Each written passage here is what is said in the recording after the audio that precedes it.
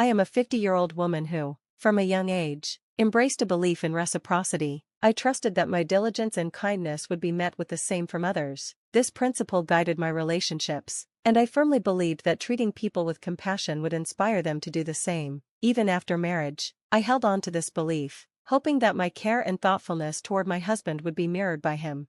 Back then, the expectations placed on women were different. We were often expected to make sacrifices, and I accepted these norms wholeheartedly. I devoted myself to my husband and children, confident that these sacrifices would lead to a fulfilling future. Yet, life didn't unfold as I had hoped. Despite tireless efforts and countless early mornings dedicated to my family, my work often went unnoticed, overshadowed by complaints or minor mistakes.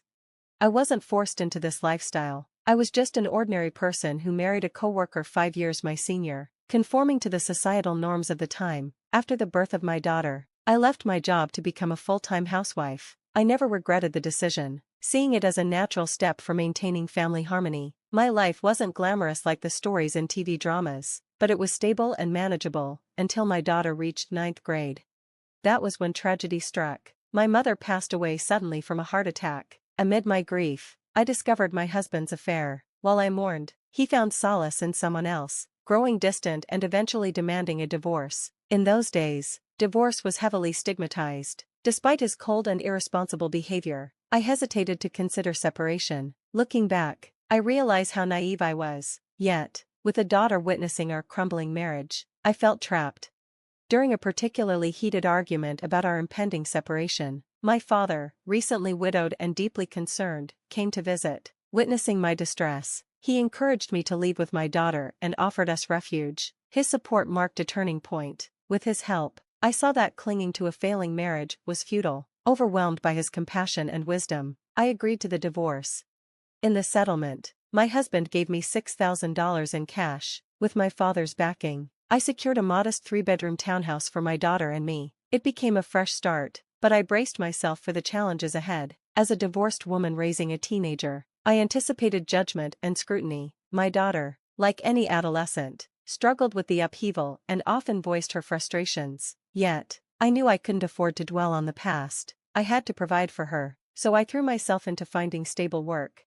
Being an older, divorced woman with a dependent child posed challenges in the job market. Undeterred, I juggled multiple part-time jobs, worked night shifts, and took on freelance work whenever possible. As time passed, my daughter reached her senior year of high school. Despite our financial struggles, she excelled academically and found ways to thrive. Motivated to secure her future, I took a demanding job at a 24-hour restaurant. Enduring 11-hour shifts, I saved 2/3 of my earnings for her college tuition. Throughout, I faced judgment and gossip, particularly from married men who assumed I was vulnerable, but I persevered for my daughter's sake. The sacrifices were many, but I was determined to give her opportunities one never had. She became my anchor, giving me the strength to endure life's challenges. I clung to the hope that one day, we'd look back on these hardships with pride in our resilience. A year later, my daughter's outstanding academic performance earned her admission to Harvard University. That moment brought immense joy and validation, making all our struggles feel worthwhile. As she embarked on her college journey, I reflected on everything we had endured and felt a deep sense of fulfillment, knowing we had triumphed together. I felt a profound mix of pride and relief knowing that our shared sacrifices had led to such a promising new chapter in my daughter's life. Although I had managed to provide her with an education and a stable home, the emptiness left by her absence was palpable. We kept in touch regularly through phone calls, and during the initial months of her newfound independence, our relationship deepened. Her continued affection and connection were a comfort to me, and I treasured the growth in our bond despite the challenges we had faced. When my daughter graduated from college without financial burdens, a dream we had tirelessly worked toward, I felt an immense sense of accomplishment. I had hoped we might live together again, but to my surprise, she secured a job at a defense corporation and chose to live independently. To support her decision, I took out a bank loan and helped with the down payment for a condo near her workplace. As I aged and adopted a simpler lifestyle, my daughter blossomed into a stylish and confident career woman. Seeing her thrive brought me immeasurable joy, reinforcing the value of my sacrifices. In her success, I found great satisfaction, feeling the truth in the saying that people often forget their own needs in moments of joy. Despite the financial stability I had provided during her college years, her upcoming wedding presented a new challenge. Some questioned why I continued to struggle financially when my daughter was capable of supporting herself. Yet, I was determined to contribute to her wedding expenses to prevent any potential disdain from her future in-laws. My belief that sacrifices for her happiness would bring joy to us both kept me resilient. As she entered the dating world, I noticed a growing distance between us. Initially, the change hurt, but I came to understand that her adult life and relationships rightfully took precedence. I waited patiently, hoping she would mature and reconnect with me, realizing that priorities naturally shift during this phase of life.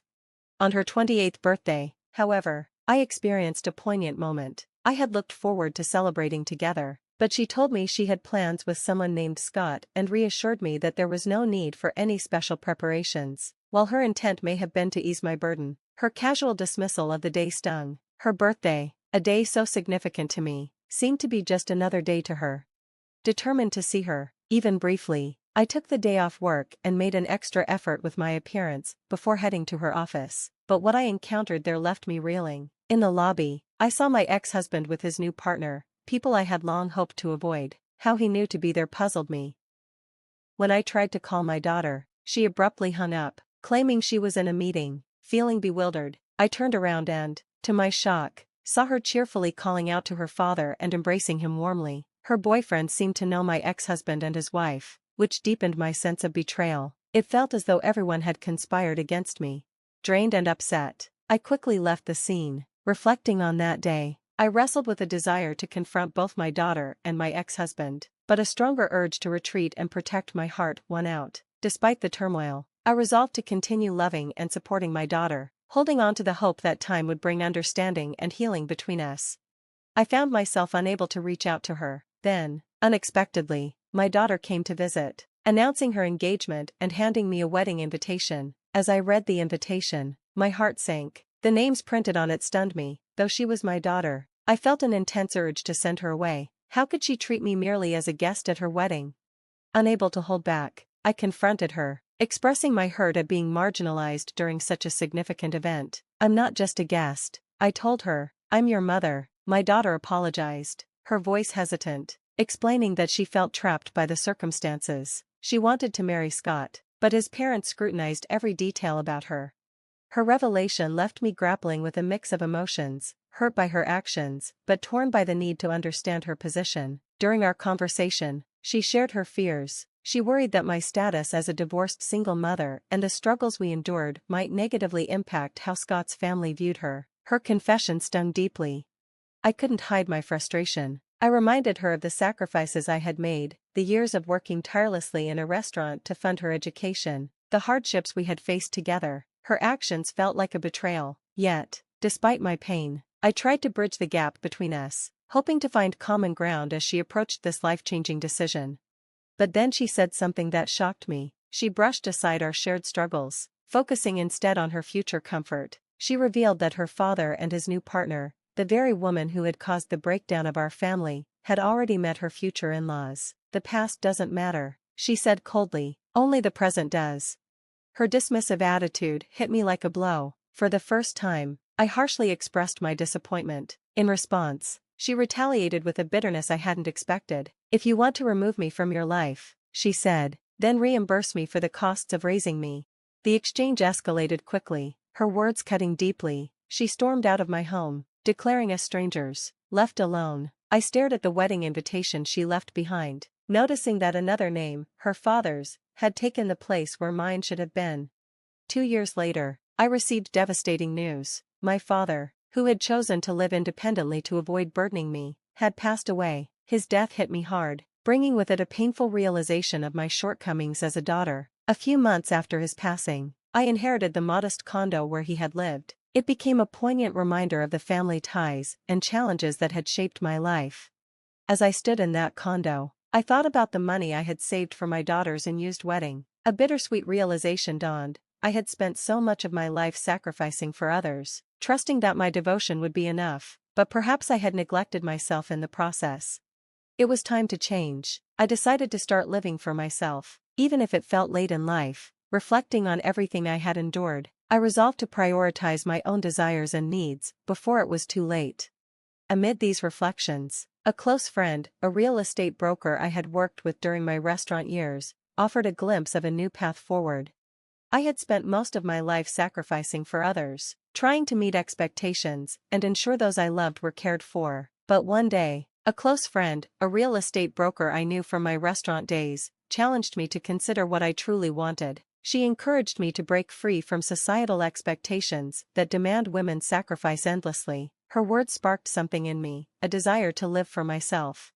Though I felt pangs of regret for the years lost to sacrifice, a new sense of hope began to grow. Inspired, I decided to take a leap into the real estate business. Using my savings and the proceeds from selling my late father's condo, I studied auction bidding and took a bold step. To my astonishment, I became the owner of a building in a prime location almost overnight. 8 months later, after returning from a mountain climbing adventure, I moved into the top floor of my building, transforming it into a cozy home. I felt a sense of liberation, a fresh start to a life where my happiness took center stage. One evening, as I rested from my adventures, a knock at the door interrupted my thoughts. Exhausted but curious, I opened it to find my daughter standing there. She was visibly pregnant, holding a chubby-cheeked toddler, with tears streaming down her face. Her life, she confessed, was in turmoil. Her husband had become violent and unfaithful. Now, on the verge of giving birth and needing to care for her young daughter, she sought refuge with me. Her arrival stirred a tempest of emotions. The wounds from our past, her disregard for my sacrifices, and our bitter parting, were still fresh. She admitted that beyond seeking shelter, she needed financial help. She even hinted at a claim to the money I had once set aside for her wedding and my inheritance. Caught between compassion and anger, I confronted her. I saved for your education and your wedding. I sacrificed everything for you. You once told me to stay out of your life. Now, after all that, you come back and ask for money? The bond between a parent and child isn't something to be exploited whenever it's convenient. Her response cut deep. I am still your daughter. You raised me to be strong, but maybe you were too busy working to teach me how to be a better person. I've become selfish, but now, I have no one else. My father's new wife ran off with all his money, and he's disappeared trying to find her. If you abandon me, I'll be like an orphan, with no one to turn to. How could you turn your back on me and your grandchildren? Her words overwhelmed me. In the heat of the moment, I pulled out all the cash I had and threw it at her. Take this money, I said coldly, but after this, don't come back. I won't let you walk in and out of my life as you please. Your life is important, but so is mine. I watched as she left, carrying her child and her unborn burden. The pain of asking my daughter to leave was almost unbearable, but her selfishness, and the echoes of past grievances, had become too much to endure. After that, my daughter never returned. Too proud to admit her mistakes, she cut ties entirely. I often wondered if things could have been different, if she had come back genuinely repentant, seeking forgiveness and understanding. Perhaps I would have found it in my heart to help her, to confront the mess her husband had made of their lives. But that moment never came. Instead, I was left to reflect on the complexities of our relationship, the pain of our separation, and the lessons I had learned. Despite everything, I couldn't help but feel disappointed. My daughter had erased me from her life to pursue a marriage that ultimately brought her misery. It left me questioning why both she and my husband had made such destructive choices, despite the sacrifices I had made for them. Now, I see that the only person truly living the life I envisioned is me. This experience taught me a valuable lesson. No matter how strong your relationships may seem, you must prioritize your own well-being. Betrayal can come from anyone, but the one person who should never betray you is yourself. Happiness, I've learned, doesn't come from the sacrifices you make for others, but from the efforts you invest in fulfilling your own life. My story may seem like a tale of a life half-lived, but I'm determined to fill the rest of it with experiences and joys meant solely for me. Thank you for listening to my story. I hope it brings insight and encourages you to cherish your happiness and dreams. Let's cheer each other on toward a life fully lived.